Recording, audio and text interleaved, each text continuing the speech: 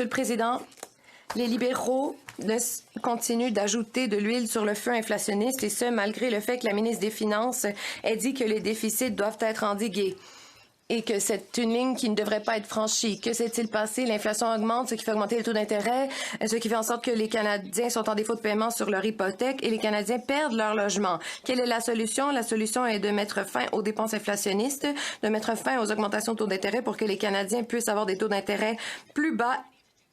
Le gouvernement est-il prêt à agir, Monsieur le Président? L'honorable secrétaire parlementaire au ministre des Finances. Monsieur le Président, c'est malheureux que les conservateurs ne croient pas que nous puissions lutter contre l'inflation et les changements climatiques en même temps. Et pourtant, l'inflation et les émissions sont à la baisse au Canada. Les Canadiens ont... En fait, nous avons créé 900 000 nouveaux emplois. Nous avons les plus bas déficits et le ratio dette PIB le plus bas du G7. De plus, l'OCDE et le FMI projettent que le Canada aura l'économie la plus forte en 2023 et 2024. Cela nous donnera les outils nécessaires pour rendre la vie plus abordable. Nous avons aussi une stratégie nationale en matière de logement. C'est la toute première fois que le gouvernement fédéral investit en logement dans les 30 dernières années. L'honorable député de Calgary-Midnapore. L'endettement des ménages est à un niveau record.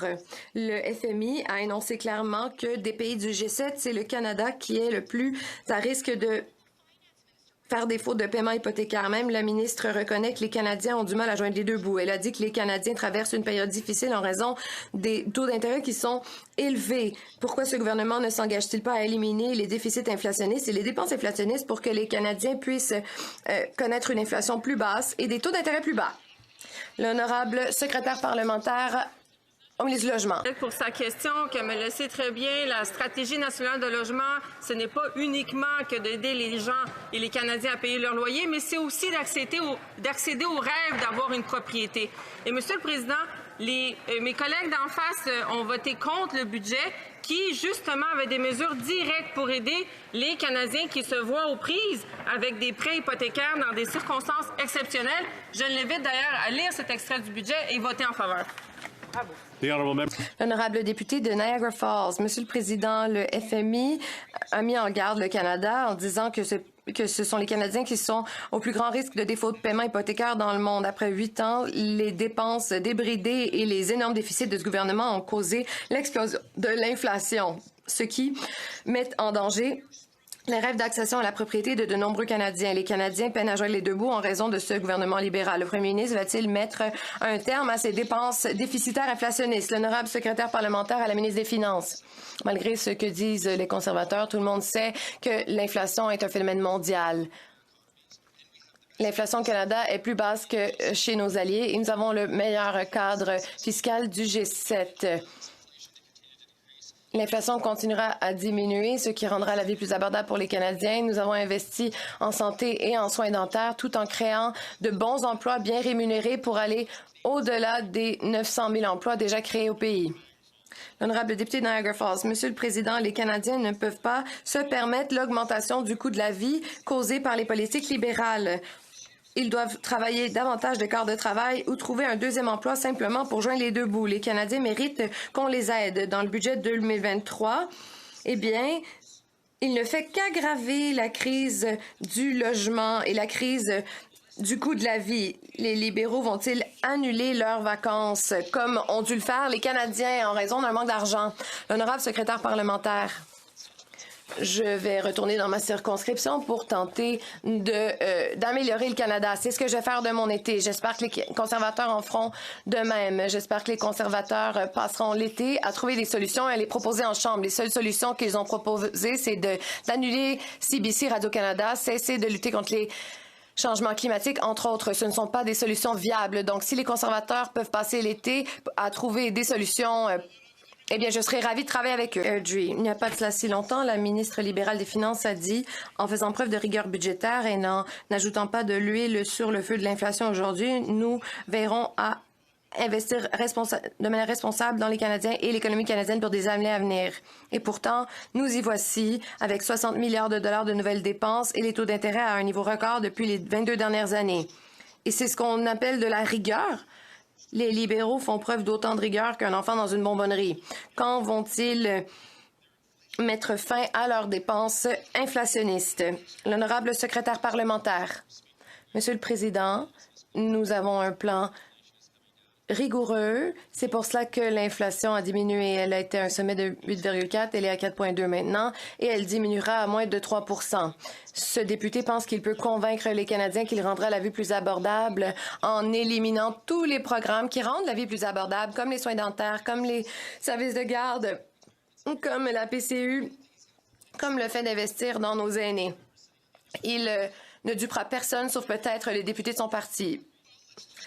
L'honorable député de Benfordji, parlons des gens qui sont le plus durement touchés. Un instant.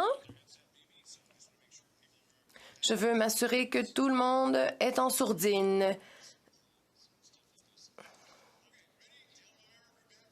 L'honorable député de Benfordji.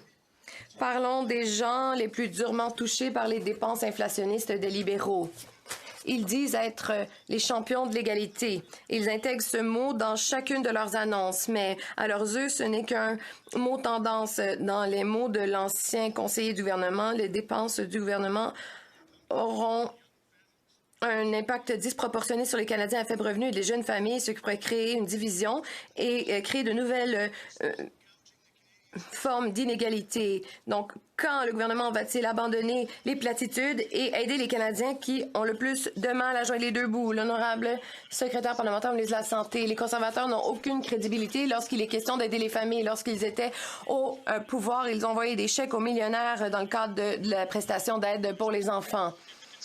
Si les conservateurs veulent réellement aider les familles, ils devraient appuyer notre prestation de soins dentaires qui a permis à 11 000 commettants de la circonscription de Carleton d'obtenir des soins dentaires.